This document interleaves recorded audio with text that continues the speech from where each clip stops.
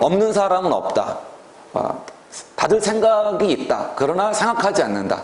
이제 어떤 유영만 생태학자가 그런 말을 했어요.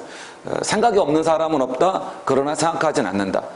그래서 우리가 이게 굉장히 우리가 다 한편으로는 자기 생각이 다 있다라는 것이고, 우리 한국 사회에서 이게 좀 많이 중첩되어 있습니다.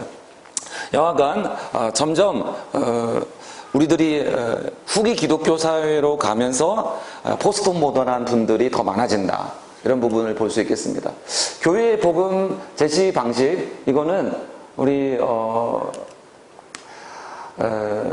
살펴보시는데, 기존 시대와 새로운 시대가 중첩되면서 현재 후기 기독교 사회로 가 있다. 후기 기독교 사회는 우리가 뭐 기독교 사회였던 적이 있어서가 아니라 사실 탈기독교, 탈교회, 그리고 좀 더 넓게 보면 탈종교 사회로 가고 있다.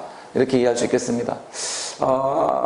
그러나 한국에서 가장 지금 성황하는 것 중에 하나가 무속인 거를 살펴보면 그러한 미래에 대한 불확실과 안타까운 것들은 여전히 이어지고 있습니다. 그래서 지금 이것들을 이런 4차 산업혁명이라는 것들이 우리들에게 주는 바와 같이 지금 포스트 기독교, 포스트 산업혁명, 포스트 근대화, 또 포스트 교회, 이런 시대로 가면서 지금 교회가 안타깝게도 이 모든 흐름들 중에서 가장 어떤 고립되거나 뒤처지거나 굉장히 비매력적인 집단으로 지금 자리매김이 외부에서 되고 있는 그런 현실 속에 있습니다. 자, 팀 켈러 목사님을 좀 소개해 드리려고 하는데요. 이분입니다. 1951년생이고요. 지금 리디머 교회를 뉴욕에서 개척해서 목회를 하시다가 한 2년 전에 은퇴를 했습니다. 이 분을 소개해 드리려고 하는 것은 이분이 뉴욕에서 비신자들 대상으로 교회를 하셨다는 것입니다. 뉴욕은 매우 종교다원주의적인 사회이고 매우 세계에서 가장 세속적인 그런 도시이고 가장 자본주의가 발달한 곳인데, 여기에서 정통 복음으로, 이제 장로교 목사님인데 보수 신학을 가진 개혁주의 목사님인데 정통 복음으로 복음의 타협함 없이, 그렇지만 불신자에게 소통되는 언어로, 그리고 불신자들의 관점과 세계를 이해하면서, 그리고 불신자들에게 인정받는 전도자가 되었습니다. 아까 이제 이윤석 박사님이 ABCD 패키지를 말씀하셨는데, 사실 팀 켈러 목사님이 그런 케이스입니다. 그런데 이거를 이분을 이제 제가 소개해드리고 싶은 것은, 미국 사회가 오랫동안 기독교 사회라고 하는 어떤 확신을 가지고 있었습니다. 지금도 저 남쪽이나 시골 도시에 가면 굉장히 기독교적인 문화가 있고 다들 교회 가는 분위기고 또 기독교 성경을 알고 있죠. 그런데 맨하탄에 오는 사람들은 일단 종교가 다양하고 기독교에 대해서 회의적이고, 그리고 자기의 느낌과 자기 감성이 중요합니다. 예를 들어 남자의 20%는 게이들입니다. 공식적으로 맨하탄의 남성의 20%는 게이입니다. 우리는 이제 그것만 해도 몸서리치고 그런 분들도 혹시 있으실 수도 있는데, 그만큼 전형적인 미국이 아니라는 것이죠. 예, 이성도 중요하고 감성도 중요하고 기독교는 싫고, 그리고 가끔씩 명상하고 기도하고 초월적인 것은 당연히 원하고, 성적으로는 자유분방하고, 물질적으로는 아주 물질주의적이고, 세상의 트렌드를 가장 앞서가고, 그리고 개인이 중요하고, 결혼 안 하고 아기 안 낳고, 그게 맨하탄 뉴욕이죠. 그래서 교회의 무덤이라고 했다라는 것입니다. 1980년대에 목사님들은 맨하탄에 사는 분들도 맨하탄에 살지 않고, 그리고 여기는 빈부격차가 심하고 폭력의 문제가 있고 범죄의 문제가 있고 자녀 교육하기 힘들고, 이렇게 사회적 차별이 강하고 또 사회적 갈등이 굉장히 강한 곳이었죠. 그래서 교회의 무덤이고 목회자의 무덤이었습니다.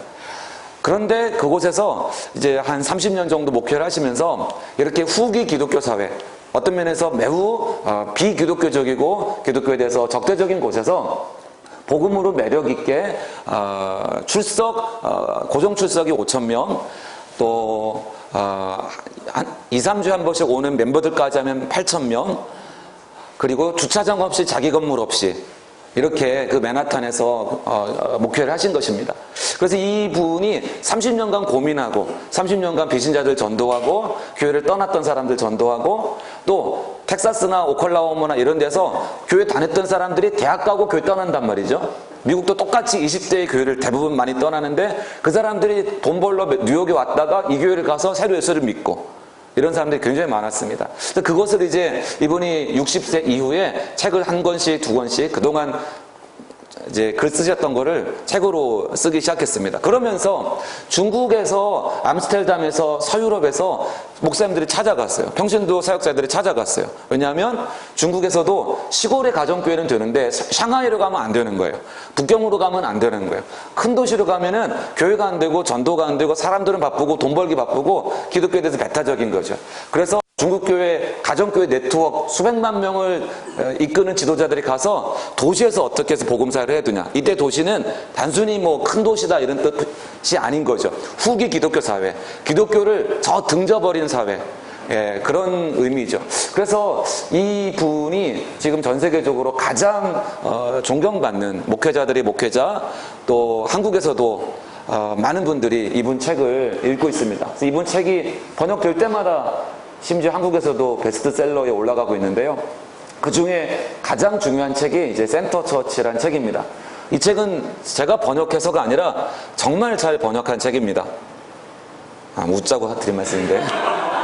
그렇지만 이 책은 팀 켈러 목사님의 30년 목회 지혜를 집대성한 책이라고 하는데 이분이 원래 웨스트민스터 신학 교수였어요. 신학 교수였는데 그걸 다 버리고 개척을 한 거였죠. 근데 제가 볼 때는 앞으로 30년 동안 한국에서 이만한 책이 나오기가 어렵습니다. 그래서 여기 계시는 목사님들, 선교사님들, 집사님들, 장로님들도 한 번씩 정독을 하시면 너무 좋고요. 정말 교회에 대한 거의 모든 고민들에 대한 통찰을 얻으실 수가 있을 겁니다. 거기 이제 후기 기독교 시대의 교회를 선교적 교회라고 부르고 있습니다. 우리가 어떤 교회여야 되느냐? 우리가 선교적 교회여야 된다.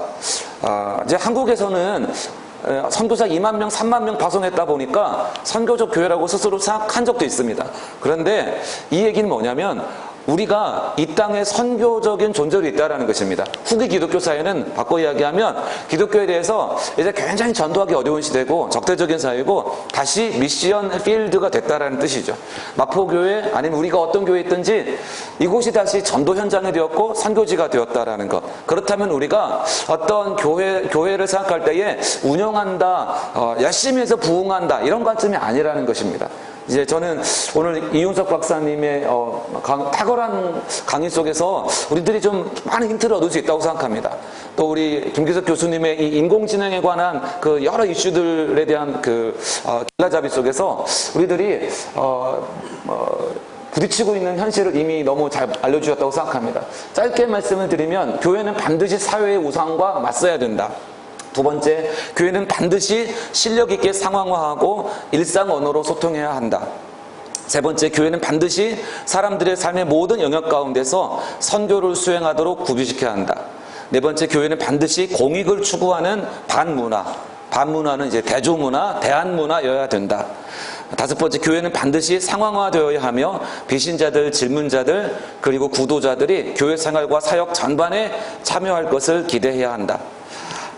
여섯 번째, 교회는 반드시 일치를 실천해야 한다. 센터 처치에 나오는 선교적 교회 6가지 표지입니다. 현대성이라는 우상이 한국에도 깊이 들어와 있는데요. 이건 전 세계적인 우상입니다. 제가 이제 가끔 중국 드라마를 보는데 중국을 선교하는 마음으로 중국에서 제일 잘 나가는 드라마를 이렇게 골라서 봅니다. 그런데 현대극을 보면 이게 중국인지 한국인지 구분이 안 돼요. 젊은이들의 연애관, 물질관, 가치관, 뭐 게임하고 스마트폰하고 서로 톡하고 서로 고민하고 갈등하고 와, 현대성이 드러나는데 중국 드라마를 보면서 놀라운 게 뭐냐면 개인의 행복과 자아 실현을 절대화하는 이슈, 트렌드가 나오고 있습니다. 중국에서 탑 찍는 드라마들이. 한국이 지금 젊은 세대가 그렇지 않습니까? 아니 60대 70대도 그러지 않습니까? 이제 우리도 행복하고 싶다. 자아 실현하고 싶다. 절대화하고 있는 것이죠. 현대성은 개인의 행복과 자아 실현을 절대화합니다. 자, 우리가 이제 우상이라고 할 때 선한 것을 신적인 것으로 절대화하면 그게 우상이죠. 개인의 자유와 개인의 행복은 선한 것이고 하나님 주시는 선물이지만 절대화한다는 것.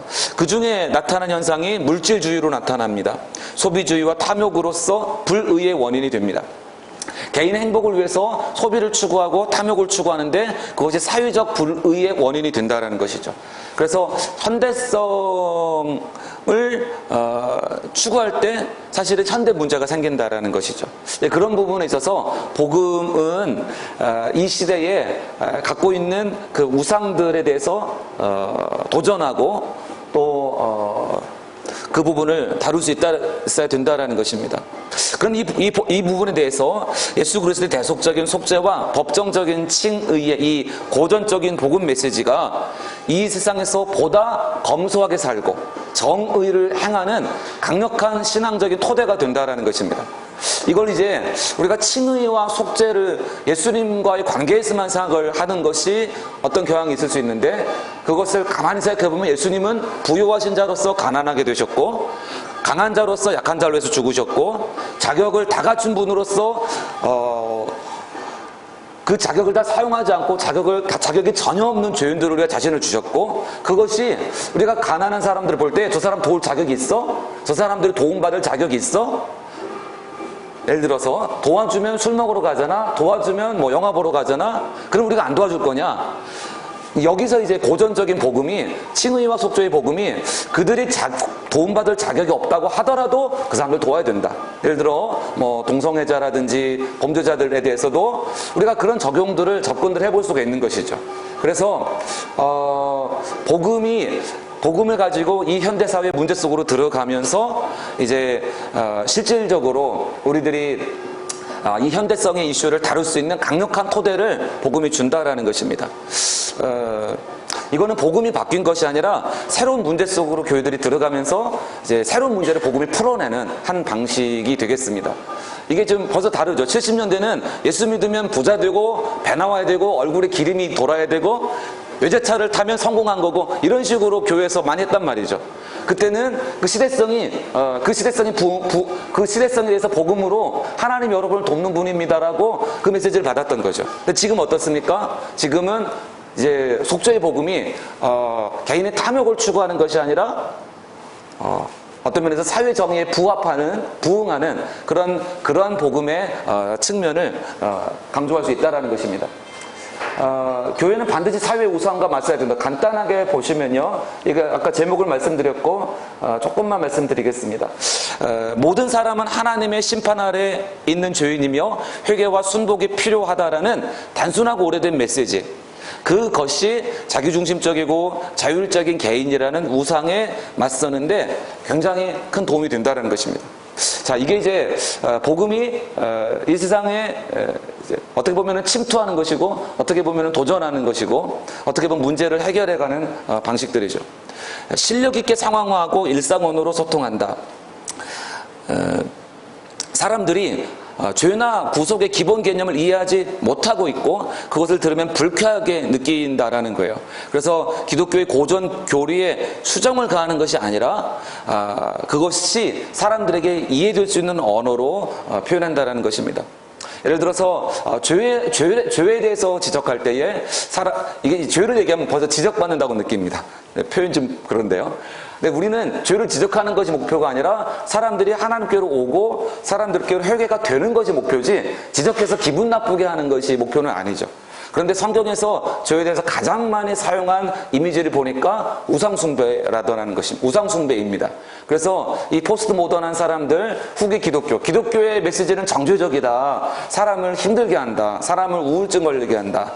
그래서 어떤 심리학자들은 기독교에서 죄 개념을 없애야 행복하다, 막 이런 얘기들을 했는데, 그것에 대해서 우리가 하나님과의 바른 관계에 있지 않은 것이 우상숭배고, 하나님과의 바른 관계에 있지 않은 것이 사실은 죄죠. 그래서 하나님 아니라 다른 것에 우리 삶을 건축하면 반드시 우리 삶이 힘들어진다. 예를 들어서 개인의 자유라는 것을 최대한의 내 가치를 놓고서 삶을 살려고 하면 그것이 우상숭배가 된다는 거죠. 우상숭배가 되어서 개인의 자유라는 가치를 절대화하면서 살다 보니까 나중에 다른 어떤 우리 삶을 더 힘들게 하고 불행하게 하는 결과들이 오더라는 거예요. 그런데 이 우상숭배에서 이제 마틴 루터 같은 경우는 여러분은 마틴 루터는 이 자유라는 개념을 예전부터 똑같이 사용했죠. 그래서 여러분 자유로워지십시오. 근데 이 진정한 자유는 여러분이 하나님 위에 여러분의 삶을 건축할 때 자유로워집니다. 우리의 욕망이나 우리 어떤 즐거움이나 우리 어떤 감각이나 이 세상의 물질 위의 삶을 건축할 때는 자유로워지지 못한다. 사람의 인정 위에 삶을 건축하면 사람의 인정의 노예가 되고, 물질 위에 삶을 건축하면 염려의 노예가 되고, 예. 우리 경력 위에 삶을 건축하면 원하는 직업을 못 갖게 되거나 원했던 직장에서 나가게 되거나 그러면 삶이 굉장히 어려워진다는 거죠. 그래서 하나님 위에 삶을 건축할 때에 그때에 우리들이 우상 숭배에서 벗어나게 됩니다. 그래서 죄라고 지적하는 것이 고전 방식이라면 새로운 방식은 사람 마음속에, 사실 새로운 방식은 아니죠. 마틴 루터나 어거스틴 같은 경우도 마음속에 고장난 사랑이 죄라고 표현했습니다. 고장난 사랑 혹은 순서가 잘못된 사랑, disordered love. 이게 이제 우상숭배 개념이죠. 그래서 우리 고전 기독교 안에는 사람들한테 이 현대인이 이게 죄였구나, 내가 하나님 아닌 다른 것에 내 삶에 주춧돌을 놓았던 이게 죄였구나, 나도 모르게 우상숭배를 하고 있었구나, 그래서 내가 이렇게 힘들었구나, 그래서 이렇게 불행했구나, 그래서 이렇게 아팠구나, 예수님께 내가 반듯하게 돌아가야겠구나, 고장난 사랑을 고쳐야겠구나. 이것이 이제 어거스틴, 칼빈, 루터, 우리의 정통 조나단 에드워즈, 또 존 오웬, 여러 우리 믿음의 선진들이 다양한 보캐뷸러리들을, 다양한 이미지들을 가지고 성경이 얘기하고 믿음의 선배들이 얘기했다는 것입니다. 그래서 우리들이 좀 이렇게 사람들에게 다가갈 수 있는 언어, 현대인들이, 포스트 기독교인들이 공감할 수 있는 언어들, 그 이미지들을 더 찾자라는 것입니다. 모든 영역 가운데 선교를 한다라는 것인데요. 사람들이 관계망 속에서 복음을 이야기할 수 있도록, 이웃과 도시에서 이웃을 사랑하고 정의를 이룰 수 있도록, 믿음과 신앙을 통합해서 직업을 통해 문화에 참여할 수 있도록, 이게 이제 한국교회에서 가장 안 되고 있는 영역 중에 하나일 것 같습니다. 교회랑 세상이랑 따로 있다라는 거죠. 전혀 상관없는 것처럼 교회 생활이 이루어진다라는 거죠. 그러다 보니까 선교가 너무나 특별활동처럼 되고 있는데, 이 부분에 우리 교회의 어떤 역량을 매우 집중해야 되겠다라는 것입니다. 공익을 추구하는 반문화다. 보네퍼는 이렇게 얘기합니다. 복음은 중심에서 바깥으로 자아를 움직인다라는 거예요. 중심에서 칭의와 속죄를 경험한 그 자아는 바깥을 향해 움직여 간다라는 것이죠. 그래서 그리스도인들 사이에서 더 깊고 투명한 진실한 관계성과 공동체가 이루어질 뿐만 아니라 믿음을 공유하지 않는 사람들과도 그러한 겸손과 섬김의 관계를 가능하게 한다라는 것이죠. 그리고 그래서 교회가 자기들끼리만 위한 집단이 아니고 정말 공익을 위한 단체다. 이런 인식의 어떤 변화들이 우리들에게 숙제로 있겠습니다. 교회는 반드시 상황화되어야 된다. 그 상황화된다는 얘기는 어떤 의미냐면 상황화 신학을 말하는 것이 아니고요. 우리가 상황이 달라지면 질문이 달라진다는 것입니다. 우리 70년대에 던졌던 질문을 지금 던지는 분들은 거의 없을 것입니다. 지금은 전혀 다른 새로운 질문을 던지고 있습니다. 새로운 질문은 새로운 상황에서 나오고 그 새로운 질문들에 대해서 복음으로 답을 해가는 것. 특별히 비신자들, 질문자들, 경계선에 있는 분들, 지금 가나안인 분들. 그래서 이제 우리가 대화, 신앙적인 대화가 일어나는 것을 얘기합니다. 교회는 반드시 일치를 실천해야 된다. 이거는 우리가 선교적 교회라고 할 때에 선교지적 상황에서는 우리가 소수라는 것을 인정하는 것입니다. 우리가 교회 안에 있으면 우리가 좀 주일날은 우리가 좀 다수인 것 같고, 또 교회 안에 좀 중산층과 전문직이 있으면 우리가 좀 다수가 더 될 것 같고 그런 느낌이 듭니다. 그러나 한국 사회에서 진짜로 주일에 교회를 다니는, 주일에 예배 드리는 크리스찬은 700만 정도, 실제로 예배에 와 있는 사람은 한 500만 정도라고 볼 때 우리가 정말로 소수다. 특별히 공공 영역에서 그것이 갖는 의미는 무엇인가요? 우리들이 다른 교단이나 교파나 다른 교회를 때리고 깎아내리고 이렇게 할 일이 아니라는 것입니다. 지금 시대는 어떤 특정 교회가 우리 교회가 잘 된다, 이것이 지금 중요한 것이 아니라 한국 교회가 같이 잘 돼야 된다. 그래서 핵심이 아닌 부분에 있어서 우리들이 다른 교단을 이렇게 다른 교단에 대해서 벽을 긋거나 선을 긋거나 또 중요하지 않은 그런 부분들에 대해서 우리들이 불필요하게 전선을 만들 필요가 없다라는 것입니다. 우리의 에너지를 어디에 두어야 되겠습니까? 결국 이 사회에서 결국 복음 바깥에 있는 분들을 향하여서 우리들의 한국교회의 에너지를 그분들을 얻는 선교의 에너지를 다시 모아야 할 것 같습니다.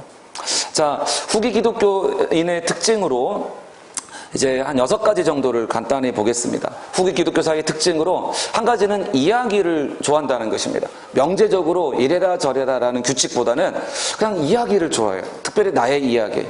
두 번째로는 경험적 지식에 목마릅니다. 그래서 이미 책으로 알 수 있는 지식은 너무 꽉 차 있는데 뭔가 경험하길 원합니다. 그래서 뭔가 하나라도 해보길 원하고 체험하길 원합니다. 그리고 개인 자유를 소중하게 생각합니다. 그리고 사회 정의에 관심이 많습니다. 그리고 몸에 대해 관심이 많고, 그리고 현세에 대해 굉장히 현세적입니다. 마지막으로 객관적 증거보다는 주관적 증거를 원합니다. 이게 좀 설명이 자세할 수 없으니까요. 여기에 대해서 사람들한테 우리가 어떤 교리적으로 접근하고 지식적으로 접근하는 것보다 이야기로서 접근해야 되는데, 여기에 그리스도의 이야기로 접근하는 것입니다. 성경 속에서 성경의 모든 이야기들이, 여러 주제들이 하나의 그 기승전결의 그리스도의 이야기로 다가올 때 정말 그리스도가 우리들의 이야기를 풀어내시는 주인공이시고 또 구원자이신 것이 드러날 때에 정말 우리들의 사람들의 자기 이야기 속에 그리스도가 이제 들어가는 것이죠. 그리고 경험되는 진리로서 증거하는 것이 굉장히 중요하다고 생각합니다. 이 진리가 선명할 뿐만 아니라 뭔가 내 삶에 다가오고 경험되는 진리가 되는 것. 그 다음에 개인 자유가 굉장히 중요한 시대인데, 그런데 이 개인 자유가 뒤에는 다 우상들이 있습니다. 그래서 진정한 자유는 그리스도 안에서의 순복과 연합 속에 있다는 것을 사람들이 알 수 있도록, 그래서 복음 초청과 제자도로 연결되는 거죠. 그리고 사회 정의를 생각할 때 수많은 사람들은 교회는 불의한 집단이다, 잘못해도 눈 감아주는 집단이다, 불의한 자의 편에 섰다, 이런 인식이 굉장히 많은데, 사실상 성경에서는 하나님 나라를 강조하고 있습니다. 이 하나님 나라는 그 의를 강조하고 있는데, 이 의는 하나님의 그 공의로운 속성이 이 사회에서도 약자를 돌보고 정의를 시행하고 공동체를 만드는, 이 교회는, 복음은 결코 어떤 사회의 불의한 자의 편에 서는 게, 침묵하는 것이 아니라는 것이 사실 이 포스트 모던한 세대들에게 성경을 통해서 또 우리들의 삶을 통해서 확인될 필요가 있습니다. 그리고 몸과 현세를 굉장히 중요합니다. 요즘은 밥은 굶어도 헬스장을 다니는 것이 20대가 될 수 있습니다. 몸을 굉장히 중요하고 몸에 엄청 투자하고요. 그런데 성경에서는 다른 어떤 종교보다도 몸을 중요하게 생각한다는 것입니다. 하나님 몸을 만드셨고, 하나님 몸을 구속하시고, 예수께서는 몸을 갖고 부활하시고, 그리고 우리의 신앙은 온 몸으로 살아내는 것이죠. 그래서 우리들이 이 시대의 세계관에 대하여서 우리들이 다 이 시대의 새로운 풍조들에 대해서 원래 우리가 갖고 있는 보수신학, 정통신학, 혹은 아니면 개혁신학 안에 이 시대의 문제들에 답할 수 있는 자원들이 너무나 풍성하게 있다라는 것입니다. 또 주관적 증거들을 강조하는데, 지금은 사실은 우리 속에서 어떤 면에서 우리가 갖고 있는 변증적, 특별히 전제주의적 변증 같은 경우는 내 주관적으로 이것이 말이 된다라는 것을 보여주는 방식으로 사람들에게, 젊은이들에게 오히려 더 다가갈 수 있습니다. 자, 이 부분은 시간을 이제 제가 이거를 안 넘기면서 설명을 드렸네요. 그래서 이제 여기 써놓은 거는 우리 게할더스 보스, 또 조나단 에드워즈, 또 어거스틴 루터, 또 헤르만 리덜보스, C.S. 루이스, 아브라함 카이퍼, 코넬리우스 반틸 이런 분들을 다 아주 이렇게 섭렵하셔서 정리해낸 분인 팀 켈러입니다. 그리고 또 우리 많은 분들이 이런 작업들을 하고 있는데, 사실 우리가 이 시대를 대할 때에 무슨 새로운 복음을 만들어내는 것이 아니라 복음을 새롭게 제시할 수 있도록 그 원천은 우리한테 다 있다는 것입니다. 예를 들어서 이것으로 말씀을 맺겠습니다.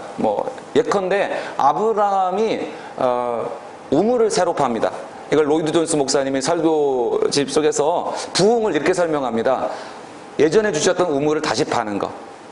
근데 하나님께서 우리에게 주신 그 우물이 우리가 지난 70년대, 80년대, 90년대, 또 지난 2000년대에 붙들었던 우리가 거기서 누렸던 생수가 전부가 아니라는 것이죠. 그래서 우리들이요, 용기를 가지고, 희망을 가지고, 또 30대가 끌어낼 수 있는 생수가 있습니다. 60대는 거기 생수가 필요 없지. 다른 생수가 있으니까. 그런데 지금 20대는 또 다른 목마름이 있고, 우리가 이 정통신학에서 새롭게 계속 이 우물을 끌어낼 수 있도록 20대, 30대, 10대 그들을 격려하고 또 지지하고 또 많은 좀 리더십을 키울 수 있도록 30대, 20대, 10대 그들을 살릴 수 있는 사역자들 또 평신도 지도자들이 많이 나오셨으면 좋겠습니다. 이것으로 발자를 마치겠습니다.